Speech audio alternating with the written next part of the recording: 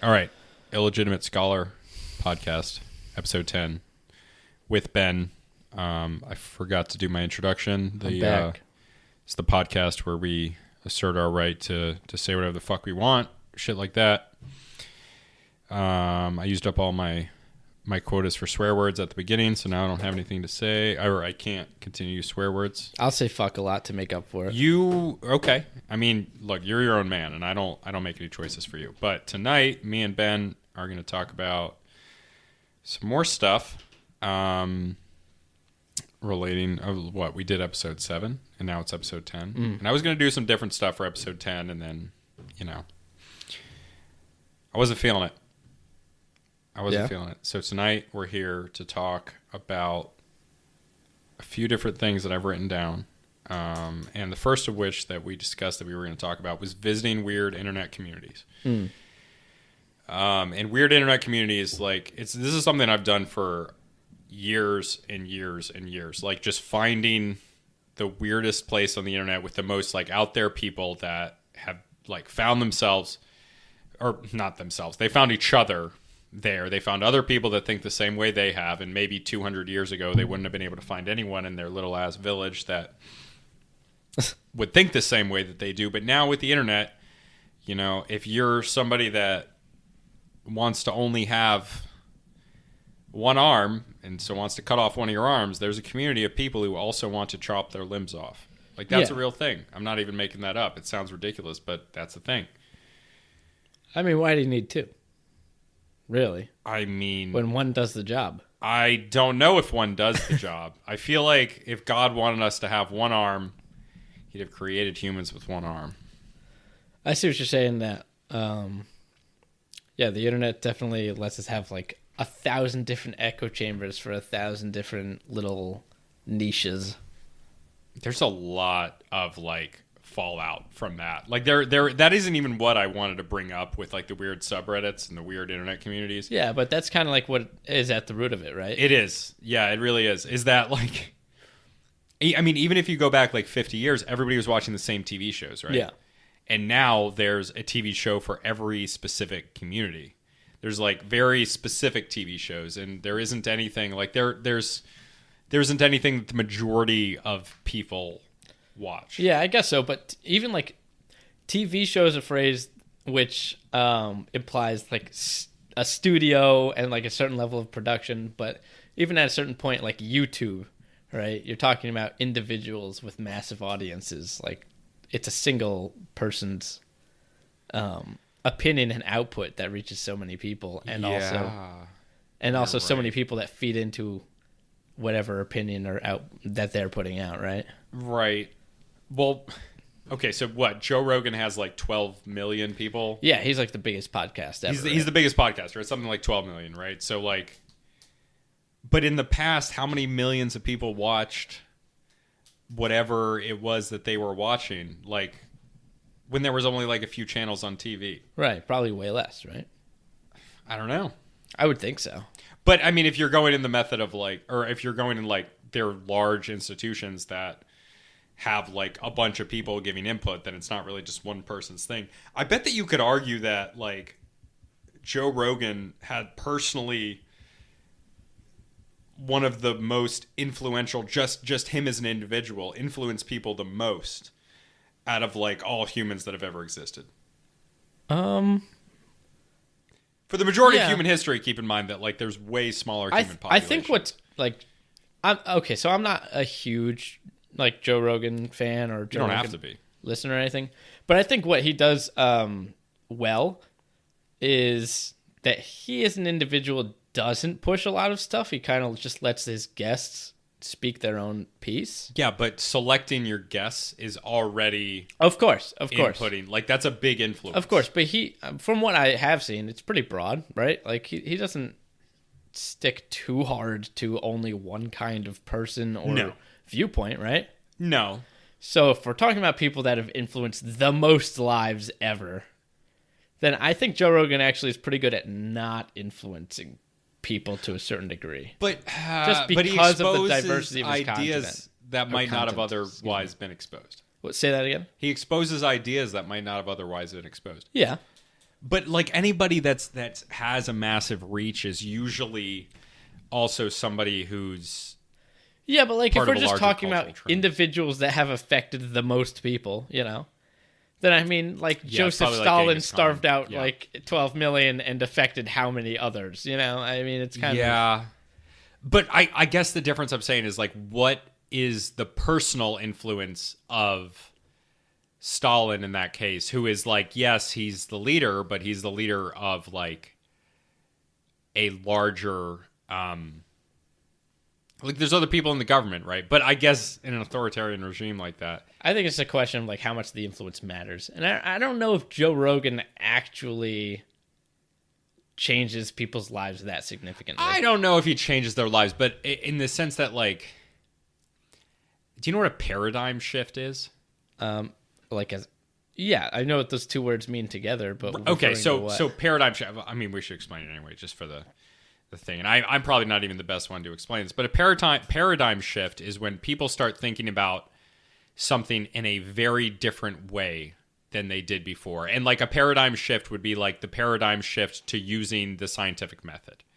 Okay. So when a paradigm shift happens, it's when there's just a massive shift in the way that humans in a certain area, but eventually probably the whole world, especially in like a day like today, where we have like globalism and people have access to information from all over the world.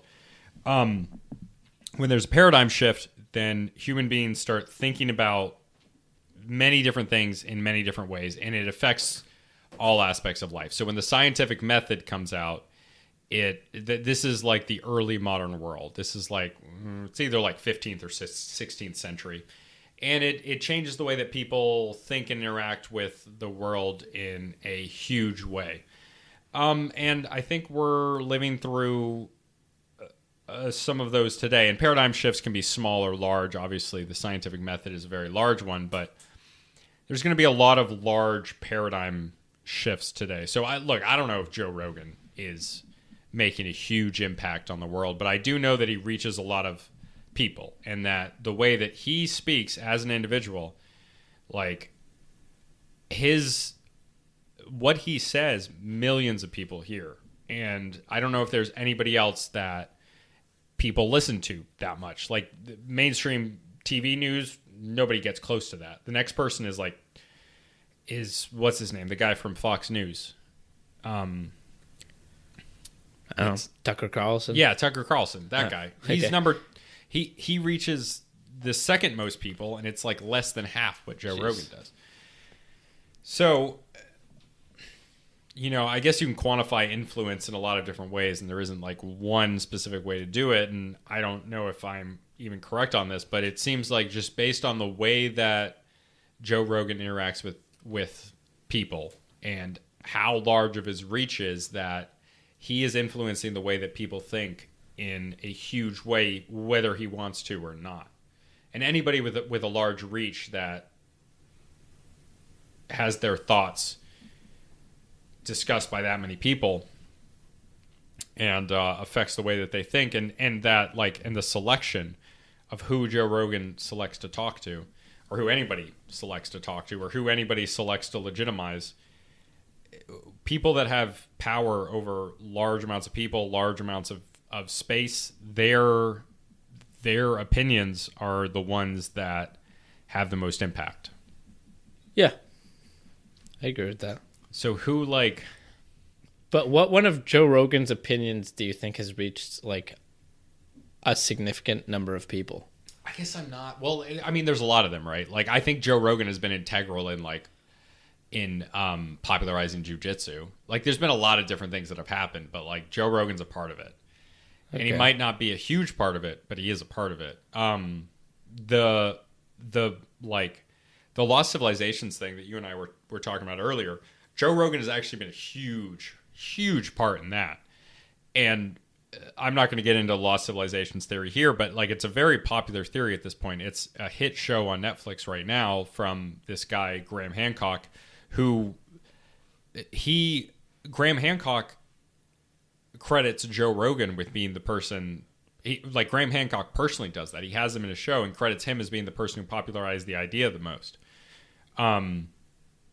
And so the academic powers that be, like the ones that exist in academic institutions, they're, or maybe not so much anymore in at least certain cases, because there's a lot of different theories included in this. But in the past, they've been very hostile to these ideas. And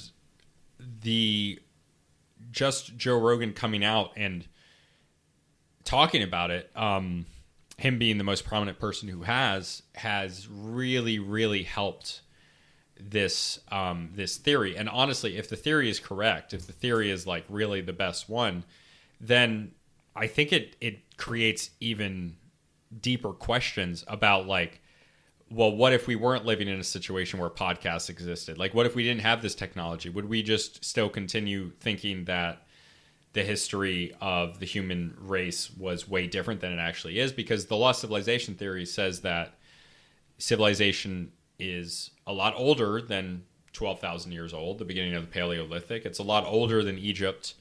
A lot of the main theories are like that Atlantis was a real place because historical writings of Plato aren't necessarily fake.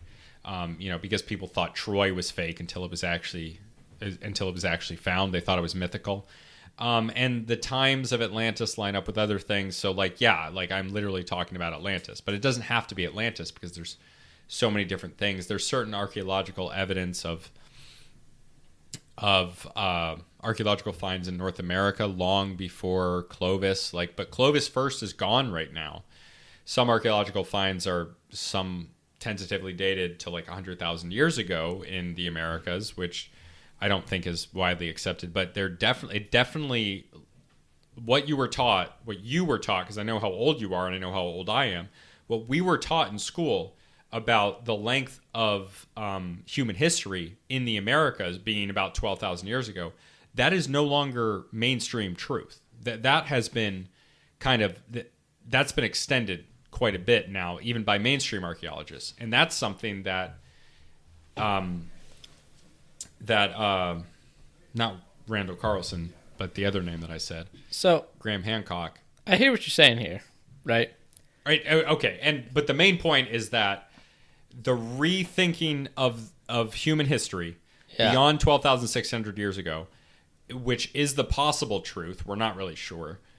If that is true, then the human history is way different than what we've been told, and the only reason we know about it is because of the way that information spreads. Now, I'm not crediting Joe Rogan specifically in this, but the manner of the way that information is passed now away from these large political institutions, large institutions that elite people rise to the top at like universities and shit.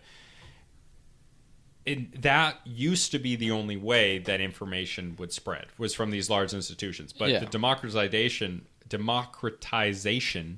factor of the internet, allowing like this information to spread and just, whatever is the best rise to the top, that makes people interact with information in a very different way. I hear you, but I don't understand. I don't think so. You're an anthropologist. I have a bachelor's degrey in anthropology, which is a different thing. So somebody who studies anthropology is, at least to some degree, an anthropologist, right? I think people would protect that term. Actively be like contributing to a field. Right? I think to be like in academia and in like a professional setting, to call yourself an anthropologist would imply that you likely have a PhD. And you're working in that field. Okay. But that's like one of those protectionist, like I don't know if my you point listen is to my you episode on honorifics. My point is you have an interest in anthropology. Right. Yeah. And I have somewhat of a professional background. To a vast majority of people, the change in thinking of the theories you're talking about have absolutely no effect on them. Go fuck yourself. That's not fucking true. It is true. No. Okay. Listen. That's not... Okay. No. No. Absolutely. Here's why. Listen, you do not have to be interested in anthropology, which is the study of humans, to care about the history of our fucking species. Okay? Of course not. Of course not. But listen, okay, the story, like, everybody learns a little anthropology, okay? It might be included in your history class or whatever other fucking class you take. You took a little fucking bullshit sociology class in college or whatever because you had to fill a requirement, okay? And you got a little bit of anthropology with it. Sure. But everybody, when they're growing up in Western countries, in North America, in the United States, Canada, they're learning these things about the history of the human race. Okay. And the history of the human race is told to be this civilization that starts with agriculture, and people settle down in agriculture, and then they have division of labor because they have a surplus of food, and the religious leaders rise to the top, and there are these specific hierarchies in every civilization that ever existed. And that understanding is in the back of all of our heads. That is our programming for what we think civilization looks like and what we think human organization in a state or even a chiefdom, what we think that humans organizing looks like. Do you know how much power there is in just everybody walking around thinking that this is the way that civilization worked forever? It makes people complacent, and it makes people like, and like, I'm not saying that I'm a troublemaker. I'm not. Like, I'm saying that it makes people like, God, what's the fucking word? It makes everybody, or most people, like, just go along with the system the way it is.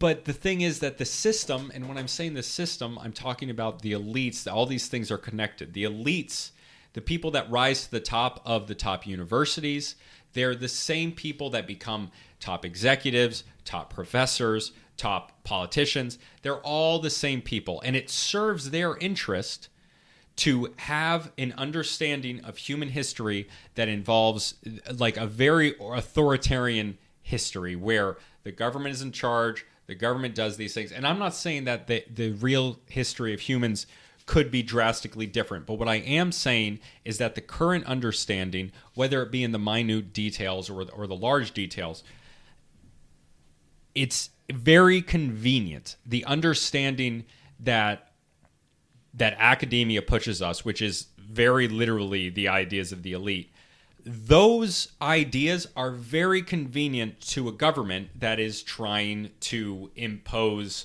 like willful going along with whatever the state wants.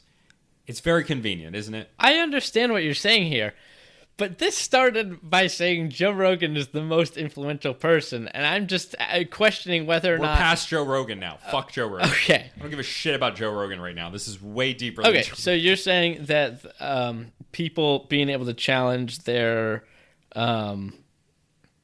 ideas of what they think civilization looks like is important because those ideas can be constructed by the people who benefit from them by being at the top. Well, the ideas are constructed by the people that benefit from them. And I'm not... Look, maybe they're slightly different than... I will challenge what you're saying about academia and I think that is disconnected from whatever you consider to be the elite, because a lot of the people you're seeing on Joe Rogan talking about these ideas are very routed in academia. Or absolutely. People who are extremely... Well, they are well-renowned in academia. Yeah. Well, pretty much everybody on Joe Rogan, most of the people are like the elite. But it's a lot of these individuals that are, well... So then it can't be that entwined, because otherwise you're saying the elite are challenging the elite? I mean... Well, well, there are like schisms in the elite. They don't have a complete like attachment to each other. But Graham Hancock largely considers himself an outsider, and he's been very adamant and very vocal about being discredited by academics. He's not an anthropologist, and the other guy, Randall Carlson, he's a geologist. He's done a lot of work with the geology, which apparently they think, and it's not like I understand this stuff. I'm not a geologist, but they say that it proves that based on their geological perspective that like the Sphinx is like 26,000 years old or something, and that it's been like reworked. But there's not a lot of mainstream anthropological research on this type of thing.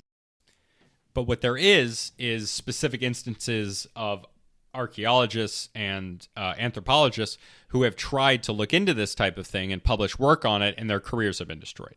And that's kind of what happens in academia when somebody goes against. Yeah, that happens in any field. Right. Right. Yeah, but when academia is like supposed to be trying to find the truth, like that's the field that it shouldn't happen in.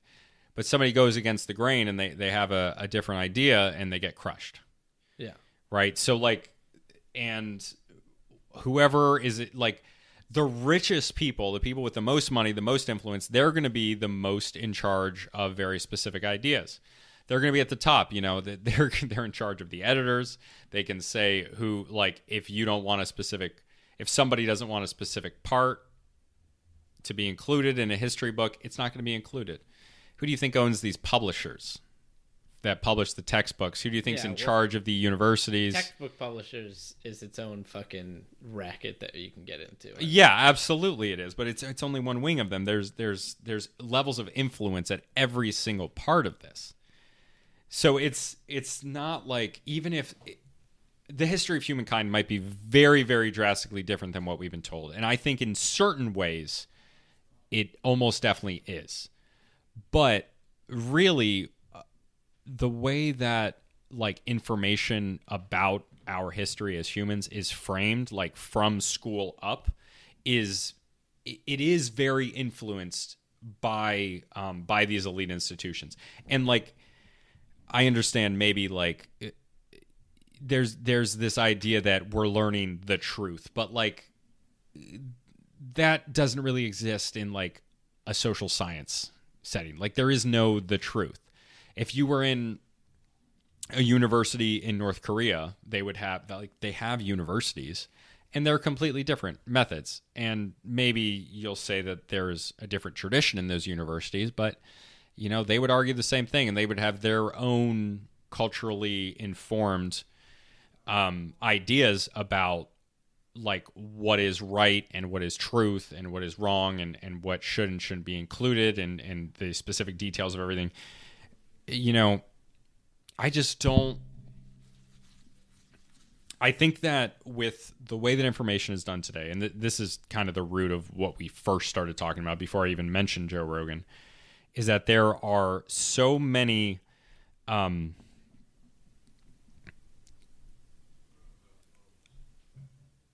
there are now so many different shows, podcasts. You know, there's been, anybody can create their own show. They can create their own web series on YouTube. They can put out a podcast. Anybody can do it.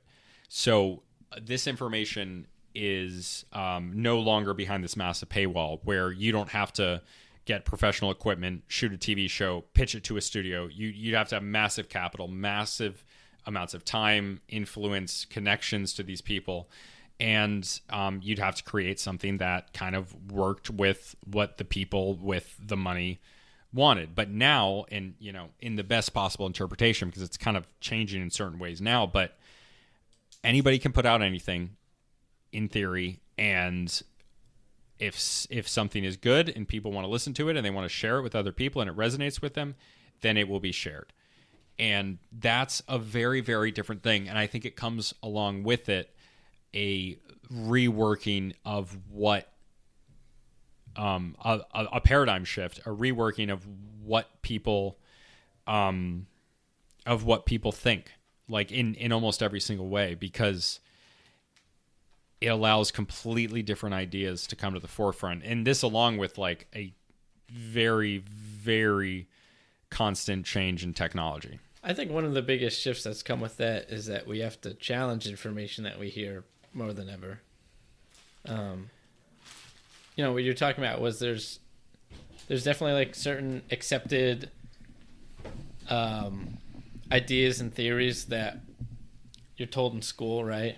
And throughout all of academia that you kind of just accept, right?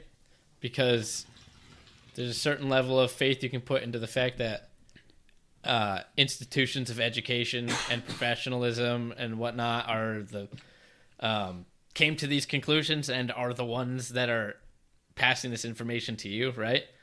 But in the new age that you're talking about, where any individual can put out information to any number of people, there could be a lot of misinformation. Okay, and has been, right? Okay. It's kind of a double-edged sword, right? So you think misinformation can't come out of a university? I didn't say that at all. But I just said that we now have to challenge ourselves even more to make sure that the information we're getting is not... I don't think so. I do.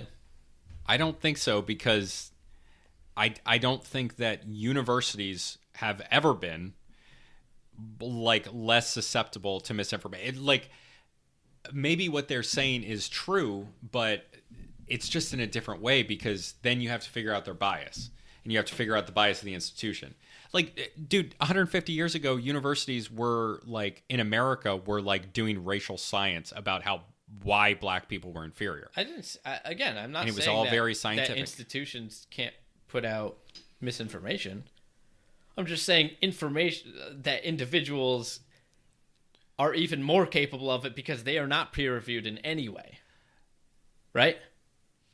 But there's at least some amount of peer review that goes into all the information you get through universities. I don't put as much value on peer review because to me, peer review is just if you're in an institution like a university, peer review just means some other fucking schmuck who thinks the same stupid shit you do because he went through the same schooling you do. He looked at your shit and he was like, "Oh yeah, it looks good." Well, if you put no stake, it's all politics. If you put no stake into any form of professionalism or expertise in a certain category of academia or knowledge, then you might as well be fucking rolling the dice. You can with put any amount of information. Put stake into it, sure, but it's just a different type of it's just a different type of not trusting. Because if it's some random guy or girl who has they have no experience whatsoever, you can still look at their claims. And then if I were to have their claims and I wanted to check their claims, I would check them against actual the fucking PhDs in whatever fields it was. I would check them against that work. But at the same time, once I'm evaluating the work of those PhDs, I'm going to understand that those PhDs come from a very specific type of institutions that trains them in a very specific way, which comes with its own issues about what they might be saying and why they might be saying a certain thing and why they might not be saying something else. Yeah, it does. But let's say, okay, you're sick. All right, let me propose a fucking a hypothetical here. Okay, You're sick. Do you want to go to a doctor who went to the med school of fucking Yale? Or do you want to go to a doctor who declared himself a doctor after watching enough YouTube videos from other doctors? Okay. Do you want, if you were to get shot, would you rather be treated by a army medic who did 4 tours in Iraq and Afghanistan, or would you rather be fucking treated by a family medical doctor who just does normal family medicine, like who a primary has no care. trauma experience at all? Yeah. Yeah, I would rather pick the guy with trauma medicine experience. Yeah, that makes sense, right? Yeah. But they have no degree. Yeah, but they have a wealth of experience that the other person doesn't. In my example, Maybe. I mean, you're an individual person. You gave me the experience. You said they had 4 tours in Iraq as a fucking Right. Obviously, but in the other example, where you just have some random guy, random guy might have experience in that field that isn't necessarily you don't need to have a PhD to have experience in a field, is what I'm saying. Yeah, I mean, stopping hemorrhaging is also a way fucking simpler process than internal medicine. But at the same time, I could fucking give you a tourniquet. Okay, so let's talk about doctors then. Let's talk about this. 100 years ago, medical professionals in the Middle Ages, which I get is different than a doctor today, they would have done bloodletting. They would have done things. They would have been the foremost professionals, and they were just killing people. Civil War, doctors are out there chopping limbs off, giving people gangrene. Totally. I mean, chopping limbs off is probably your best bet. Probably your best bet, but maybe not if your hands are covered in fucking maggots. No, well, but if you have an infection, there's no fucking antibiotics at the time. But amputation's kind of the only. But look, these motherfuckers didn't know shit, But they were the medical professionals. Today, dude, like, okay, sure, individual medical doctors, they have this wealth of experience, but let's look at our culture as a whole, okay? And when I'm saying that, okay, you can look at an individual doctor. An individual doctor might give people great advice, and they might have a woman or a man come into their office at like every day. They graduate from pediatrics. They're 18 or 25, whatever it is, and they for the next long 15 years of their life, they continue to stay obese. And they just get more and more obese, and then they die at 40 because they're fucking obese. And their doctor kept telling them not to eat, but the entire culture as a whole was built on principles, and the medical system of that culture was built around it. And as a whole, there's a bunch of people dying from preventable ass shit, and the culture is not healthy at all. And all these people have mental health issues. So when I look at the medical system in that country as a whole, what I see is maybe not individuals that are doing anything wrong. They're going to medical school. They're getting a lot of experience. But as a whole, the effectiveness of that medical system is fucking shit. It's terrible. Like, we live in a country where, 40% of people are obese, 60, 70% are overweight? Yeah. It's something like that, right? So if you look at the medical system as a whole and the culture around medicine that those doctors are supposed to be in charge of, they fucking suck at their jobs at a whole. Why? Because we're obese? Yeah, kind of. No, your ability to care for somebody is not equivalent to their willingness to care for themselves. Because this is an individual thing, right? It's not about, like, I'm not saying the doctors are doing anything wrong. Some of them probably are. Some of them are great at their jobs. But the system that has trained them to do whatever job it is that they're doing, which is to ultimately to care for the health of American citizens. And I get it. Look, you can look at it from the perspective of, like, well, it's not their responsibility what people do. They can say, but this institution, or the doctor can tell them what to do, and they could be giving them the right information. Then people don't listen. But if people don't listen, like, if you're a teacher in a school and your kids aren't learning, that's your fucking fault, man. And that's what the parents of kids will tell teachers. That is what the administration will tell teachers, and that's what teachers will tell each other. It's their responsibility to figure out a way for the kids to learn. And if the kids aren't learning, ultimately it is on the teacher. If one or two kids is a fucking little piece of shit, or they have some huge problems at home and they're not learning, that's on the kids. Yeah, we can dig into fucking the American education system if we want to, but it's a metaphor. I take issue with. I know this.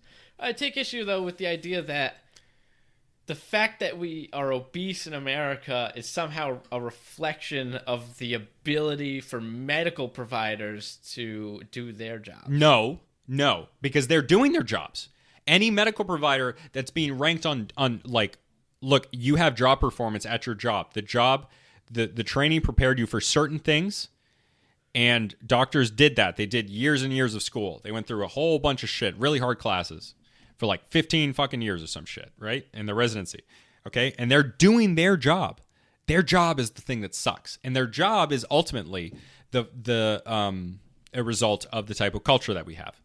Because they're not doing anything wrong. You can be great at your job as a doctor, but you can't fucking go home and make that woman put down her goddamn Cheetos. And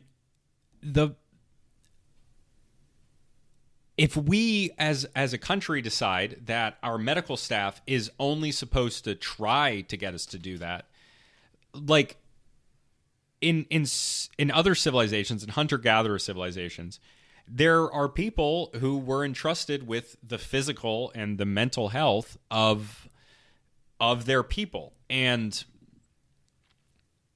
those institutions were replaced. Those institutions of traditional medicine were replaced by, like, modern medicine. And I'm not saying anything like negative about modern medicine. I do have a lot of complaints about modern medicine. But what I am saying is that this change to modern medicine came along with these other changes in the modern world. And as a whole, if we didn't have this modern medicine that replaced these traditional types of medicine, maybe if we had still these traditional practitioners of medicine who were in our society and they were these more whole health type people, they would be in positions of power to be ringing the fucking alarm bells about the types of food and the patterns of activity, like the routines of most Americans, to the point where 60% of us are fucking overweight. You know what I mean? I don't think I do know what you mean at this point. And I don't know if our listeners are going to know what I mean, but look, damn it. Give me, like a synopsis of your overall point here. I forgot. Okay. What were we talking about again? We were talking about internet echo chambers, and then we were discussing how Joe Rogan's the most influential person of all time. That was like 20 minutes ago. Yep, dude. I know. I'm running down the list here. And then we were talking about how, and I think I'm skipping something here, but we ended up talking about how institutional education and institutions of academia are only as reliable as individuals saying, giving information out. And I disputed that. I said that I think that's wrong. I think you have to put a certain amount of stake in the peer review process. Oh. I don't know what the fuck you're talking about. No, I'm just kidding. Yeah, peer review process. Yeah, but it's being... It's peer reviewed by, yes, other people that are in that, that echelon of education, or whatever you want to call it, right? Yeah, well, I mean, if you're in social science, more than half of peer-reviewed, in quotes, papers are not actually peer-reviewed. Sure, but... That might be specifically psychology. Still, if something is peer-reviewed, then surely that holds at least more... Holds more... What's the word I'm looking for here? Legitimacy? Yeah, sure. Nah.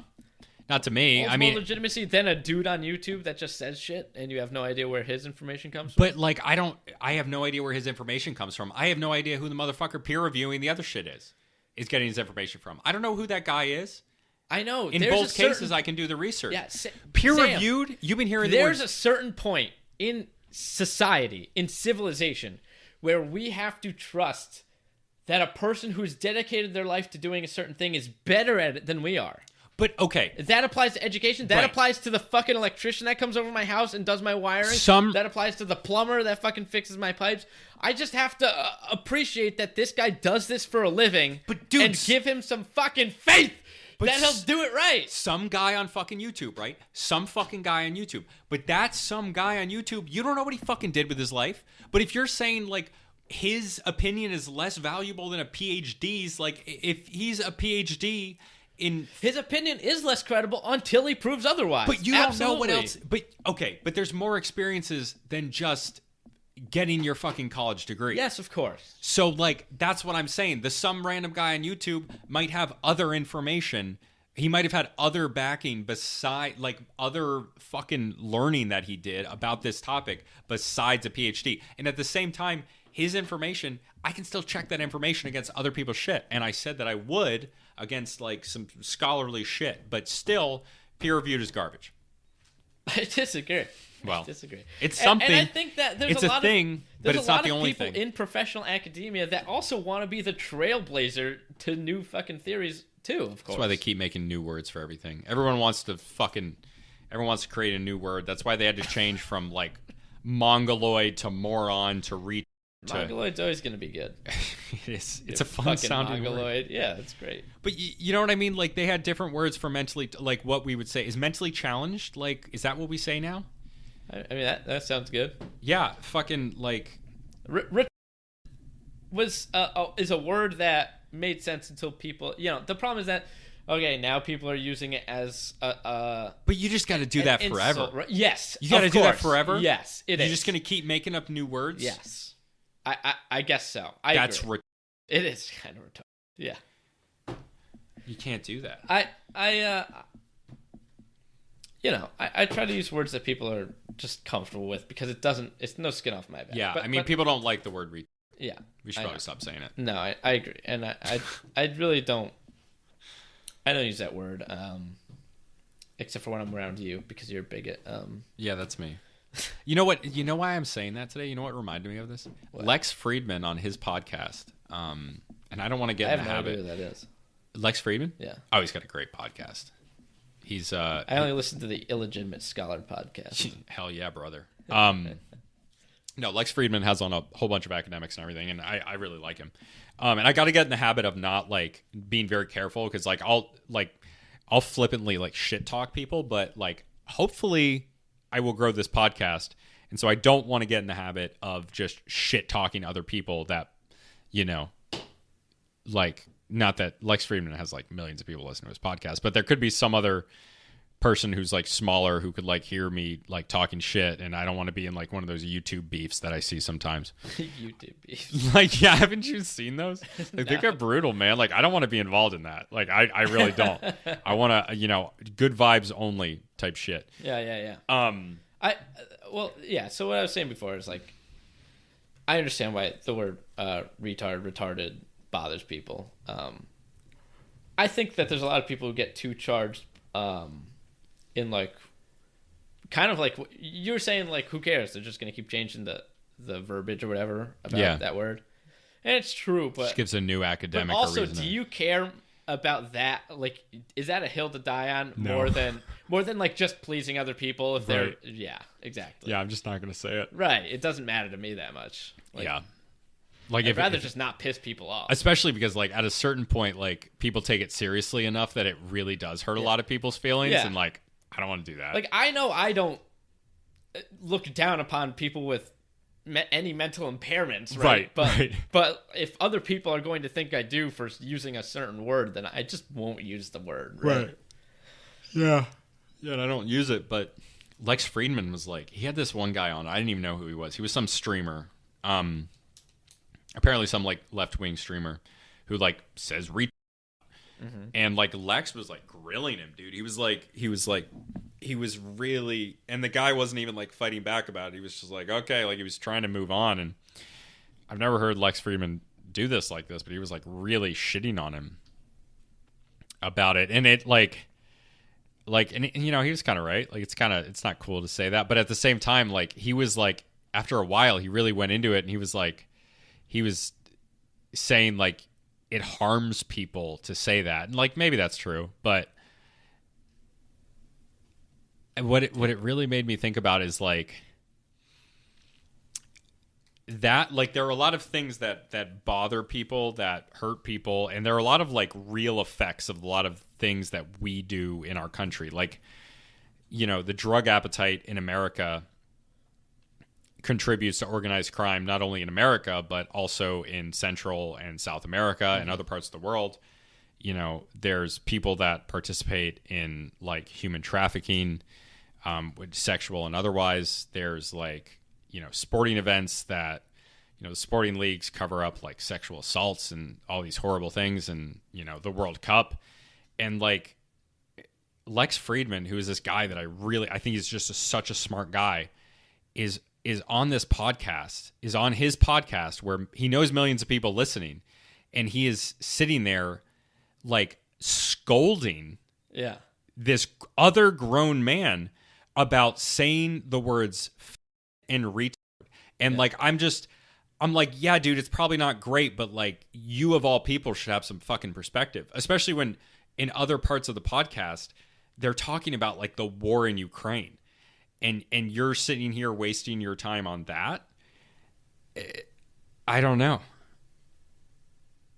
And he was saying very, very serious shit. Like, he was like, I think he said something like, "It makes me think you're not a good person." I understand the premise of what he's saying, right? Yeah. If you're someone who's so willing to stick to your guns about the language you want to use as opposed to using the language that a majority of the people around you has agreed is acceptable, The argument makes perfect sense. then it's understandable to say maybe your priorities are in the wrong place. Right. But yes. So I the argument makes perfect sense. And I was on Lex Friedman's side at first until he like went too seriously with it. And I'm not challenging the validity of that argument. I think that argument is completely valid. But, and or maybe not but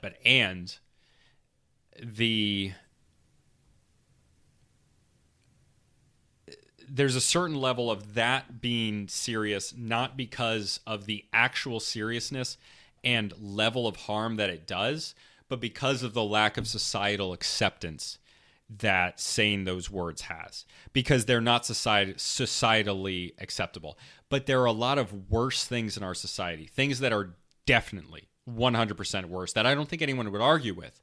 But because of the perceived or the possible benefits or the distance from the damage of those things, like the drugs, like the cheap goods overseas with the slave labor, low wages, like all these horrible things that happen overseas, you'd think that those things would be taken more seriously. But because those things are socially acceptable, because like we don't have to call out genocide in China, like because we apparently accept that, because that's just socially acceptable, because there's a lot of money to be made in the Chinese market. Well, so I would say it's kind of actually the other way. We all acknowledge that genocide isn't acceptable. So I don't feel any need to correct somebody and say genocide is bad. It's something we all agree on, right? Okay, but like the war in Ukraine. How many times have you seen like fuck the war in Ukraine, fuck Russia, whatever? Right. It's a meaningless statement. We all agree war is bad. Okay, right. But right? if you're going to take such a strong position against somebody for saying the word retard, then like why don't you take as strong a position against like all these people that are doing business with China and making all these deals, when you know that they are literally, because of their legitimization of a regime that's committing these massive human rights violations, they're committing genocide.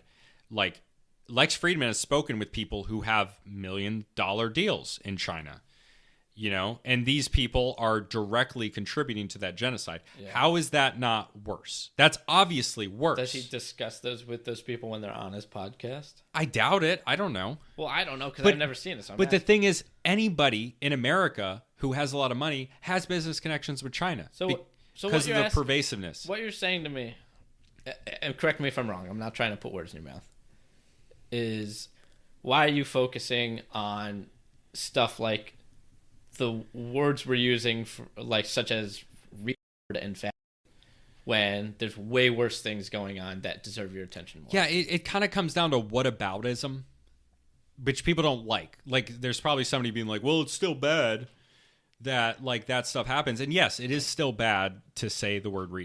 But, like, really, I'm commenting on this situation, that this is something that people... And I think it really comes down to that. Like, somebody saying the word retard is something that is easily controllable, because it doesn't, nobody's gaining anything besides maybe like a little chuckle because this streamer is saying the word, but it does have perceived harm, right? Because like maybe it's harming somebody. If it is, that's not good. I probably want that to stop. But at the same time, there is much more significant harm being done by China. But what I really think is what's noteworthy is pointing out why. Like, and I'm not saying that it's not bad and he shouldn't be told not to say the word. And I know I did say something along those lines before, and I have more comments on it. But I think that it's noteworthy to look for the differences in why it's possibly socially acceptable for somebody to be doing business with a genocidal regime, while it's not socially acceptable to say the word retard. And I think that the root of this comes down to it really comes down to the benefit that comes out of China to the country as a whole and to many, many individual people, and especially people in positions of power. And I think that it's noteworthy to examine situations like this where you can kind of try to find out what's really going on and what is similar about a situation and then what's different. And in this case, what's similar is that two bad things are happening. One of them is genocide. One of them is somebody saying the word retard. And what are the differences in how that is being perceived by people in the United States? And also, what are the differences of the benefits being gotten by people in the United States? And trying to see what the differences are that are important. I think there's also a level of what's accessible. What kind of change is accessible to you as an individual? Are you going to stop a major industry from doing business with China and the United States? It would be pretty easy for if people were interested enough to organize. If we acted collectively, sure. There's many things that are power, but you, as an individual, can you do anything about that? Okay, so at a societal level, let's talk about this again. So as an individual, let me just finish the thoughts. I know you probably see where I'm going, but individuals lead it, right? Individuals act in groups to enact change like this, but they do it. And you're saying like individuals can only affect change in a larger group unless they have some sort of other power. But that doesn't stop there being these massive movements, right? Like Black Lives Matter. Yeah. Okay, and I'm not saying that Black Lives Matter is not a important thing. The organization, obviously, pretty much everyone agrees that sucks, but like the actual, like the message of Black Lives Matter is a positive one. But what Black Lives Matter does prove is that people can organize in a large amount of people to try and enact change. And we can argue about what change was affected and what wasn't, and I think it's kind of a mixed bag, but that proves that people can organize, right? But there was like Stop Asian Hate, this small-ish relatively movement against all these horrible attacks against random Asian people. But hasn't been any sort of significant campaigning or organizing against buying Chinese products. And there's been a little bit of it. Yeah.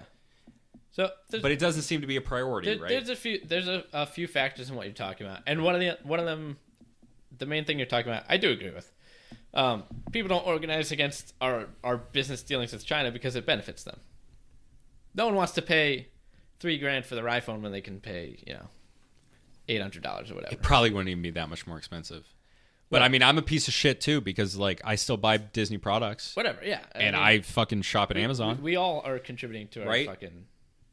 Like I'm not better than anyone else in this situation. Yeah. I'm just commenting on I'm commenting on it. Yeah. Like I think it's noteworthy and I want to talk about it. I think it's interesting. I agree with it. But I also just think foreign relations are way harder for people to organize against, even in larger groups. Like, what are you going to do to get... Like, you would have to... You can only vote with your wallet as a citizen of the United States.